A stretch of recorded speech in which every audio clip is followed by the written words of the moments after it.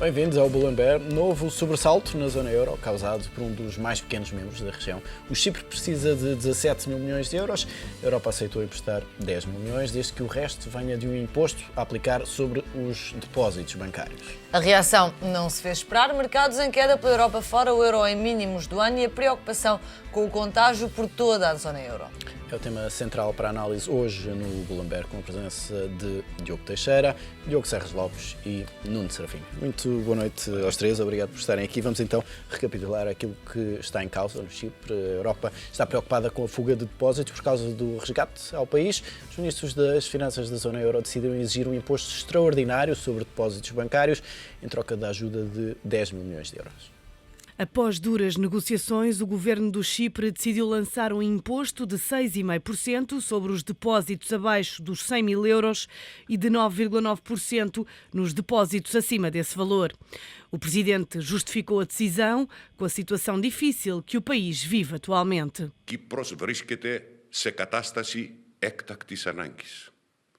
Ζούμε δυστυχώς τις πιο τραγικές στιγμές από το 1974. Γνωρίζετε ότι έχουμε παραλάβει ένα κράτος δυστυχώς υποχρεοκοπία. Mas a explicação do presidente não convenceu e levou muitos cipriotas a uma corrida desenfreada às caixas multibanco e à internet para retirarem o dinheiro das contas. Όπως όλοι οι Κύπροι νομίζω, είναι εκνευρισμός, θυμός για το κατάντημα, εδώ που έχουμε φτάσει. Δεν ξέρουμε τι θα ξημερώσει αύριο. Δύσκολη κατάσταση. O imposto ainda não foi aprovado pelo Parlamento, onde o partido que suporta o governo não tem maioria. Esta segunda-feira é feriado no Chipre e, se não for encontrada uma solução, esta terça os bancos do país podem não abrir. Os analistas alertam os investidores para o risco que a decisão do Chipre representa. Temem a fuga de impostos da Europa. Diogo, e este evento, que já era de alguma forma esperado, que era o Chipre precisar de ajuda, não se esperava, era que abrisse assim um precedente e tivesse um impacto deste nos mercados. Sim, sobretudo, quer dizer, o que está em causa aqui é a confiança que podem ter os depositantes da zona euro sobre as garantias que foram dadas pelo próprio BCE em 2011, se não me engano, ou 2008 até, sobre a obrigação de todos os Estados-membros garantirem os depósitos até 100 mil euros. Portanto, os depósitos estão garantidos, só que a qualquer momento pode haver uma imposição, uma taxa que vem cortar esses depósitos, no caso de Chipre, à altura de quase 7%.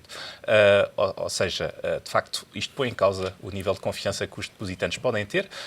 Em Chipre já é tarde demais, mas nos outros países pode haver, de facto, tentação por parte dos depositantes de rever a confiança que têm nas suas bancas, nos seus bancos nacionais. Foram rápidos em dizer, nomeadamente Olli Rehn, em dizer que isto é um caso isolado, que não se vai repetir em lado nenhum, mas depois de toda esta crise da zona euro já ninguém acredita nessas palavras de casos isolados? Acho que cada um irá fazer a sua análise sobre a confiança que pode dar às vozes europeias nestes temas. Cada caso é único, cada formulação em termos de, digamos, das decisões que são tomadas a nível da União Europeia são únicas, contudo, os resultados muitas vezes são muito parecidos. Não chamar isto, de facto, digamos, um resgate feito pelos depositantes à banca é uma forma de enganar toda a gente.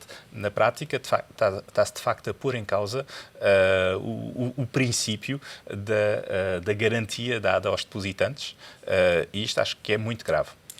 Diogo, olhando para esta questão, para esta solução que foi arranjada para o Chipre, isto foi a Europa a dizer o quê? Nós não queremos outra Grécia nas mãos e, portanto, vamos exigir que haja já dinheiro aqui à cabeça, porque se depois vamos negociar medidas, a verdade é que elas não aparecem feitas.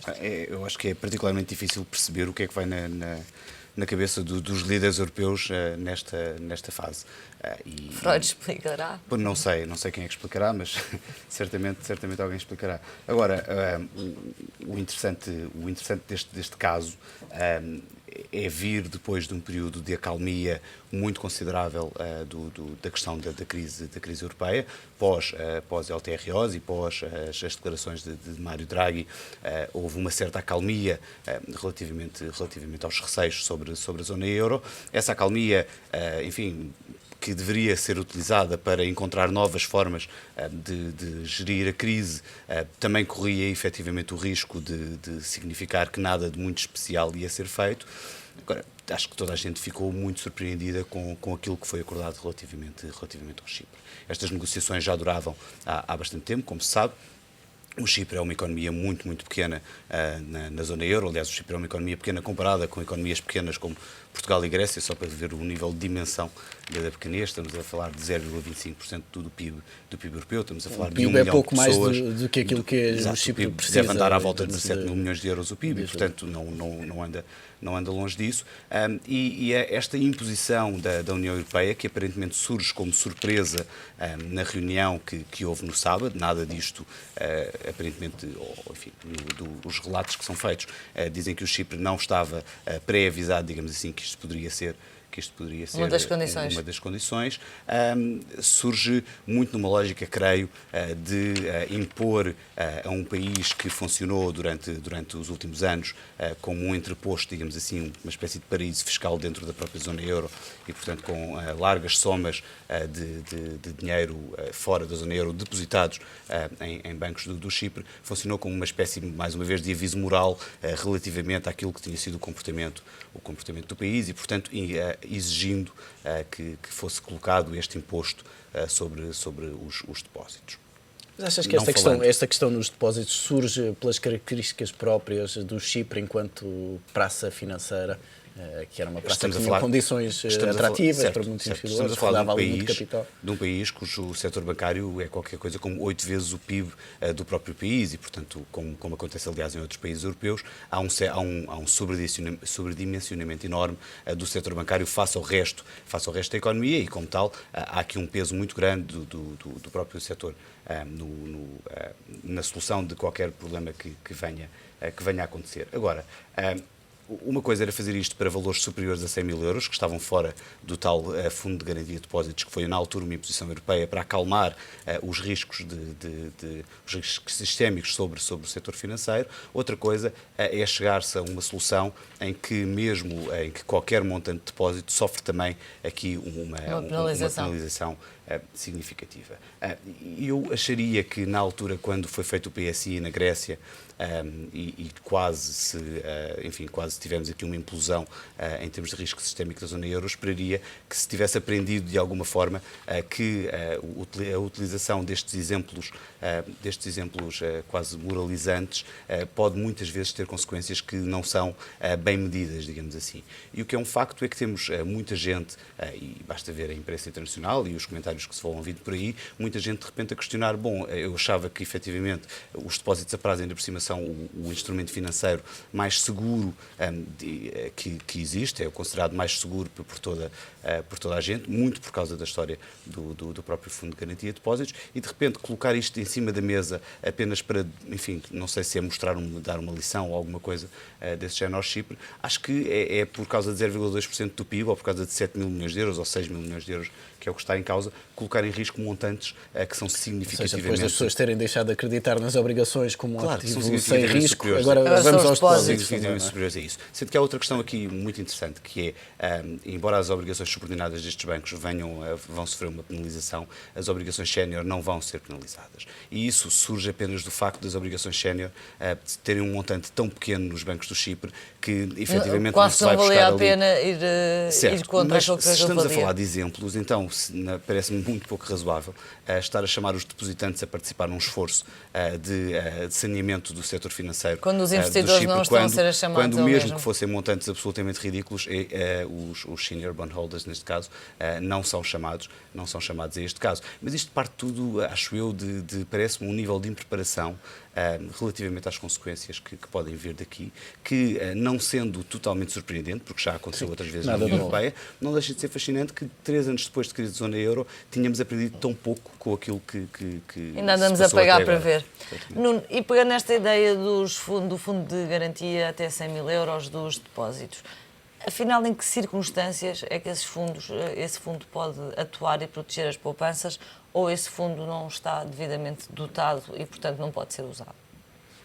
Não, quer dizer, o Fundo de Garantia existe e o objetivo é que pode não estar completamente dotado, mas o objetivo é garantir de facto a estabilidade do sistema financeiro, principalmente para impedir que haja fuga de depósitos dos países que estão numa situação mais frágil para os países que têm um sistema financeiro mais robusto ou para os países que têm uma situação económica mais robusta. Mas é isso que está a acontecer de alguma forma no Chipre, é essa fuga de... O chocante desta situação, de facto, é que, e o Diogo tocou nesse assunto, é que, de facto, foi implementada uma infraestrutura há 2 anos atrás, como também o Diogo aqui disse, para garantir, de facto, que os depósitos estavam garantidos até um determinado montante e depois depósitos até aos 100 mil euros ou é aplicada uma taxa até aos 100 mil, sobre esses depósitos para, ao fim e ao cabo, salvaguardar o sistema financeiro. Portanto, aqui é a parte que choca um pouco mais.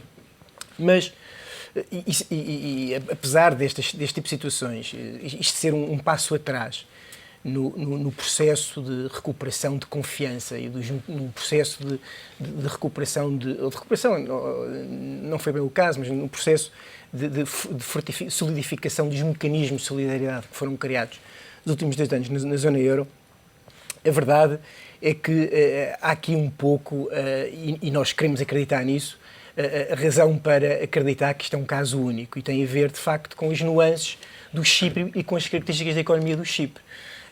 Nós sabemos que a Alemanha e a União Europeia, mas de certa forma a Alemanha convive mal com jurisdições que têm regimes fiscais favoráveis. Já aconteceu isso na negociação com o bailout na Irlanda, em que uma das coisas que estava em cima da mesa era, de facto, a alteração da taxa de IRC que é aplicado na Irlanda, e muito bem a Irlanda não aceitou que essa taxa fosse alterada, porque fazia parte do seu modelo de negócio e, de facto, do seu modelo de desenvolvimento económico e, de facto, com toda a razão, hoje vê-se que a Irlanda é provavelmente o país que acomodou de melhor maneira os programas de assistência, mas aqui no Chipre acresce o facto de não era só um regime fiscal favorável, mas também um regime regulatório favorável. E, portanto, só aqui, isto é uma justificação que eu estou a tentar encontrar, ou seja, todos nós queremos que seja de facto uma situação pontual, porque se não for pontual vai ser calamitoso e vai ser um desastre para a União Europeia. Portanto, é bom que esta história seja muito bem vendida, de que aquilo que se está a passar no Chipre não vai ser replicado nas outras economias. E, portanto, o que acontecia era que o Chipre era uma placa giratória de criação de bancos de fachada, de intermediários financeiros que procuravam, precisamente, regimes regulatórios mais facilitados, e nós sabemos que isto também é um palco muito fértil, quando isto acontece, para situações criminosas de branqueamento de capitais, de fuga ao fisco, e nós sabemos que o Chipre era uma plataforma giratória e completamente giratória, quando passava grande parte do capital russo para voltar novamente à Rússia. Ou seja, o Chipre, sendo um país com 800 mil habitantes e um produto interno de 17 mil milhões de euros, os ativos financeiros, os ativos em posse dos bancos cipriotas eram de cerca de 8 vezes isto, ou seja, cerca de 130 mil milhões de euros, e o Chipre, sendo uma economia absolutamente despeciente no espaço da zona euro, e é preciso ter cuidado de utilizar essa palavra, porque a verdade é que isso é um dos grandes problemas. A miopia dos burocratas europeus foi sempre olhar demasiado para a folha de cálculo e não conseguir ver que variáveis como a confiança não são exógenas, são endógenas, são induzidas pelas políticas que são feitas. Mas voltava aí, o Chipre era o terceiro maior investidor direto na Rússia. E, portanto, eu creio que isto aqui é tipo uma penalização. Vocês são um regime fiscal favorável, não têm cuidados do ponto de vista regulatório e, portanto, são aqui uma offshore dentro da zona euro, que, quer dizer, nem sequer é comparável com o Luxemburgo. O Luxemburgo é um regime e é uma democracia com reputação e tem um sistema financeiro com credibilidade e com uma regulação relativamente ou muito robusta. No Chipre isso não se passava. Penso que veio essa mensagem de Bruxelas mesmo, de que o objetivo é acabar com esta noção do Chipre enquanto paraíso. Absolutamente. E, portanto, quer dizer, eles vão continuar a ser, se eles conseguirem provar, de facto, que isto é uma situação pontual, a Europa vai ter, os danos colaterais não vão ser muito elevados, embora, mais uma vez, este tipo de situação, ou seja, chamar os depositantes, nomeadamente de países onde o sistema bancário é muito maior que a sua economia, não é de todo original, embora tenha sido inesperada, especialmente porque nos últimos 12 meses, nos últimos 18 meses fizemos um percurso inverso. Fizemos um percurso de maiores garantias, de mecanismos de solidariedade reforçados, embora a um ritmo não muito desejável, mas a verdade é que esse caminho foi feito e agora é um passo atrás. E é normal que as pessoas tenham alguma dificuldade em entender isto e é normal que haja alguma desconfiança relativamente à zona euro. E como dizia o Diogo há pouco, vivemos aqui meses de alguma tranquilidade. Aliás, o mercado não reagiu de forma significativa a toda a instabilidade em Itália, não é? Uma economia com um peso que não é sequer comparável com Chipre. Mas qual pode ser o impacto desta questão de Chipre? Achas que vai ser um impacto limitado? Eu penso que sim. Ainda há 2 dias estávamos em máximos históricos. Portanto, os índices europeus atingirem no final da semana passada, antes de recaírem um bocadinho na sexta-feira, níveis, digamos, máximos do ano e máximos de há alguns anos. E a reação hoje foi mesmo assim contida, com perdas que iniciaram o dia relativamente elevado, de forma relativamente elevada e vieram a acalmar-se, digamos, durante o resto do dia. Mas o impacto económico do que se está a passar no Chipre é, obviamente, um impacto muito diminuto.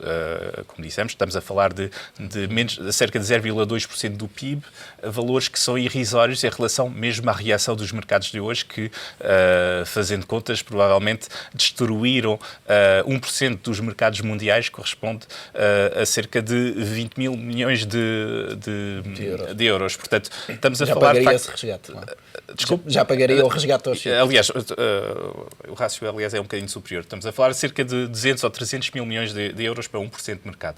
Portanto, o que está em causa aqui, de facto, é a percepção que têm os investidores, que têm os participantes no sistema financeiro europeu, que têm os depositantes, sobre o nível de confiança e de credibilidade que podem ter em relação aos seus bancos, em relação às instituições encarregas de governar e de dar autoridade e dar credibilidade ao sistema no seu conjunto.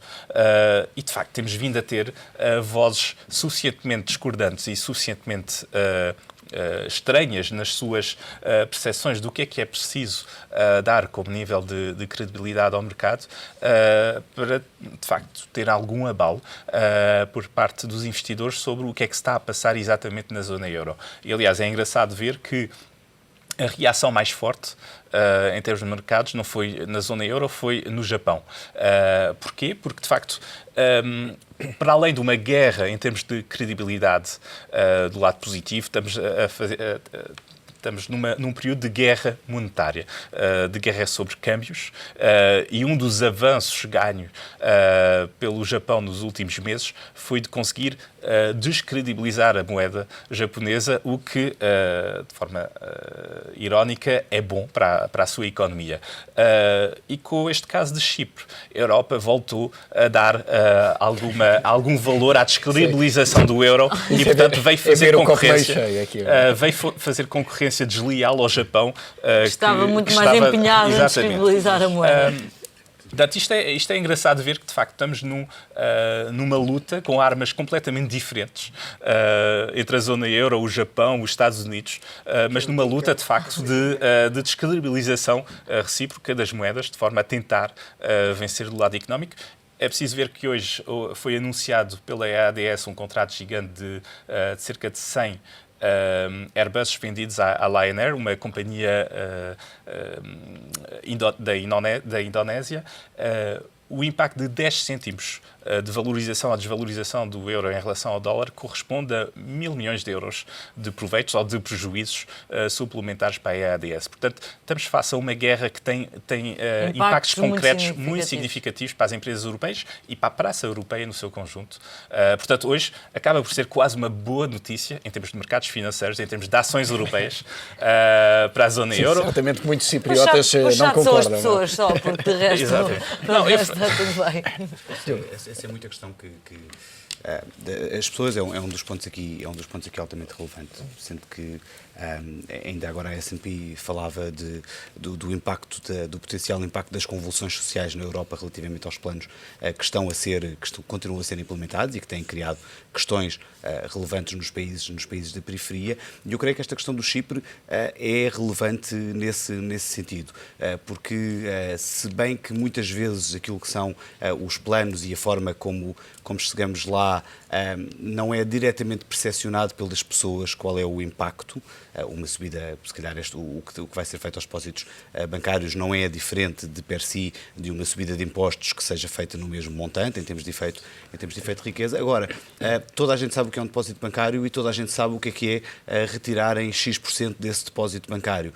Num contexto em que efetivamente há um descontentamento popular face àquilo que têm sido as políticas europeias, eu acho que esta imposição da União Europeia a um país em ajuda, que com razão ou sem razão, e eu também, enfim, percebo o caso somos específico. nós também para irmos discutir se tem razão ou não é? Quando nós próprios não nos portamos bem e por isso precisamos de ajuda. Não sei, enfim, o portarmos bem, mais uma vez, é uma questão que não, até ao pedido do resgate. Interpretações distintas. E que não sei se deveríamos estar a discutir as coisas nesses termos. Agora, o que é um facto é que isto tem todo o potencial para efetivamente criar mais descontentamento aqui no meio, para além da questão de termos começado isto efetivamente como uma crise financeira, a principal dificuldade dos primeiros anos da crise ter sido efetivamente quebrar o ciclo entre banca e Estados, no sentido do ciclo vicioso de se prejudicarem uns aos outros, isso ter sido conseguido durante o ano 2012, ou pelo menos aparentemente conseguido, e agora a União Europeia, quase num passo de magia, agarrar na banca e voltar a trazê-la para o epicentro da crise que estamos a viver. É evidente que estamos a falar do Chipre.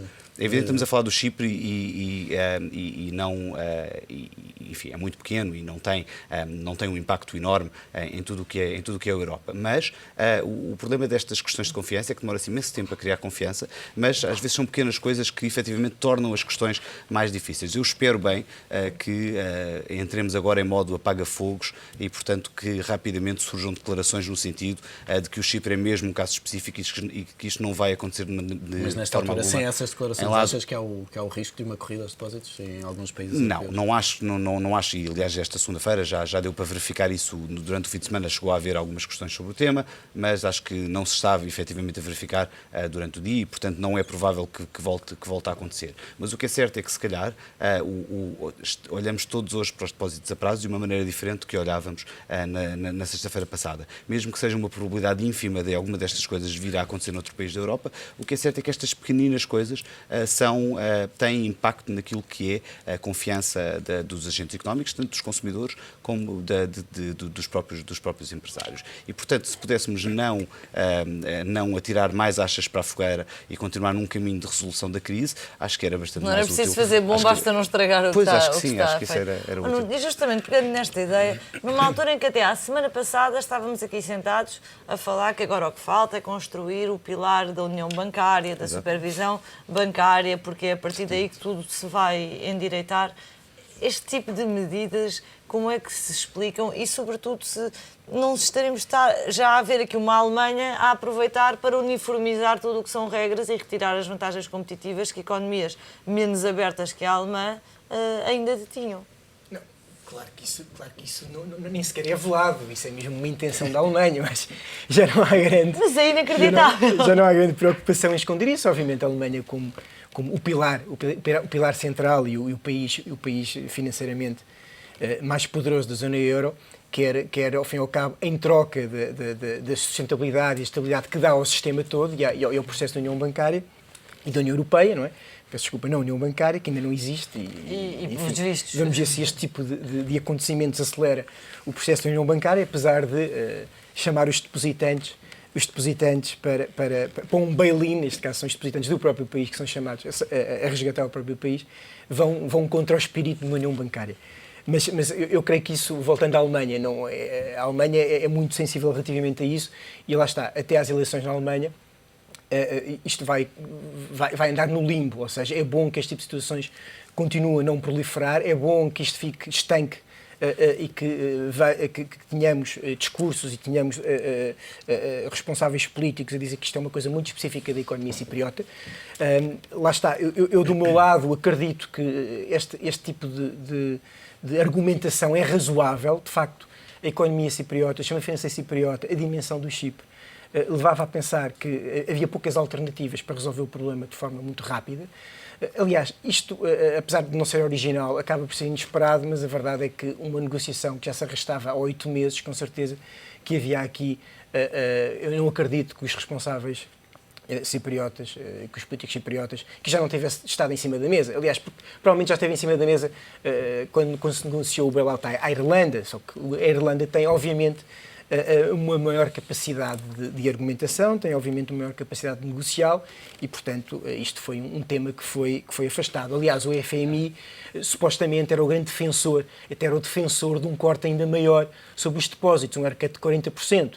Tanto foi assim que a Comissão Europeia e estas negociações muito duras que existiram nos últimos 8 meses queriam afastar o FMI deste bailout precisamente para que esta receita não fosse aplicada. Mas a verdade é que a Alemanha despegou a receita e quis aplicá-la, embora numa dose, enfim, mais diminuta. Eu acho que vai haver aqui... Hoje é feriado no Chipre, portanto, o Parlamento deveria votar esta medida. É bom lembrar que esta medida tem que ser passada e tem que ser aprovada no Parlamento e, portanto, não é assim tão óbvio que passe, embora será razoável, é razoável que passe também. Enfim, é um tough call, como se costuma dizer, mas a verdade é que também é previsível que haja aqui problemas, pode passar ou pode não passar, mas eu também acho que vai haver aqui uma negociação o modelo não está fechado. Ou seja, eu acho que a taxa que vai incidir sobre os depósitos... notícias para as pessoas antes dos bancos reabrirem. Sim, os depósitos, a taxa que vai incidir sobre os depósitos até 100 mil euros tem que ser reduzida, tem que ser bastante reduzida para não ter um impacto social muito, muito gravoso e provavelmente isso vai ser compensado com taxas acima, com uma taxa superior, uma taxa mais grave sobre os depósitos acima dos 100 mil euros e acima dos 500 mil euros. Vai ser progressivo, de alguma forma. Progressivo. É bom recordar que quase metade dos depositantes ou dos depósitos que estão no Chipre são não residentes e, portanto, na prática, alguns dos maiores lesados com isto vão ser provavelmente magnatas russos. E deixa-me pegar nessa deixa para irmos para intervalo, dizendo que dos depositantes que são da zona euro, a maioria são gregos que tiraram os depósitos da Grécia, precisamente corriam um risco. Ainda por cima, quer dizer, o mal nunca vem só, costuma-se dizer. Não é? E vamos com essa nota para intervalo. Na próxima parte vamos olhar para a emissão de dívida da Irlanda e se isso abre ou não um caminho para Portugal também emitir dívida a 10 anos. Até já. Até já.